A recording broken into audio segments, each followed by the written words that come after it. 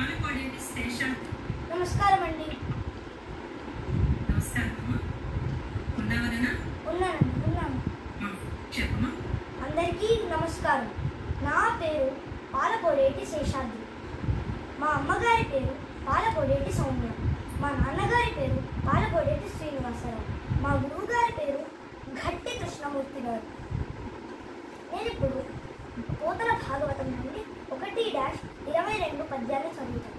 సందర్భం: పోతనామాత్యులు భాగవతాన్ని ఇంకా కల్పవృక్షాన్ని సమానంగా పోల్చారు.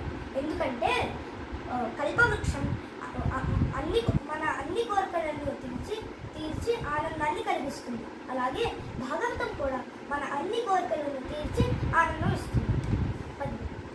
దళిత స్కంధము కృష్ణమూలము శుకాలాపాభిరామం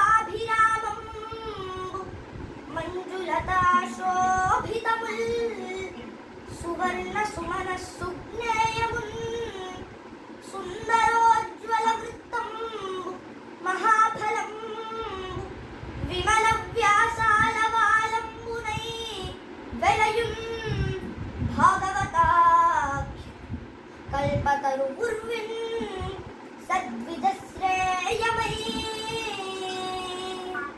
తాత్పర్యం: భాగవతం అనే కల్పవృక్షానికి మూలము, సారవంతమైన మూలము, నల్లటి రేగటి మట్టి ఉన్నట్టు శ్రీకృష్ణుడే దీనికి మూలంగా ఉప్పారుతుంది.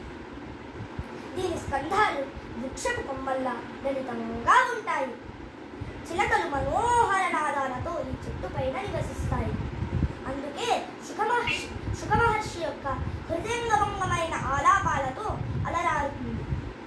ఈ చెట్టు అల్లుకున్న పూలతీగలు ఈ చెట్టుకి సౌందర్యాన్నిస్తూ మంజులత్వంతో ప్రకాశిస్తూ ఉంటాయి. ఇది మంచి అక్షరాలతో పేర్కొని వివిధ ఛందస్సులలో ఉండి చదువరుల హృదయానికి ఆనందం కలిగిస్తుంది. అలాగే ఈ చెట్టుకి పాదు ఉన్నట్టు ఈ కల్పవృక్షానికి పాదు వ్యాస మహర్షి. అంటే ఈ చెట్టు యొక్క జన్మభూమి వ్యాసుల వారే. ఈ భాగవతం అనే కల్పవృక్షం సత్సంస్కారం ఉన్న పండితుల హృదయానికి ఆనందం కలిగిస్తుంది. ధన్యవాదాలు. పాలకోడేటి శేషాద్రి పాలగుడ్డల పండితుని చూస్తున్నట్టుందమ్మా. చాలా బాగా చెప్పాము. ధన్యవాదాలమ్మా. మీ నేర్పించినటువంటి తల్లిదండ్రులకు అందరికీ ధన్యవాదాలు.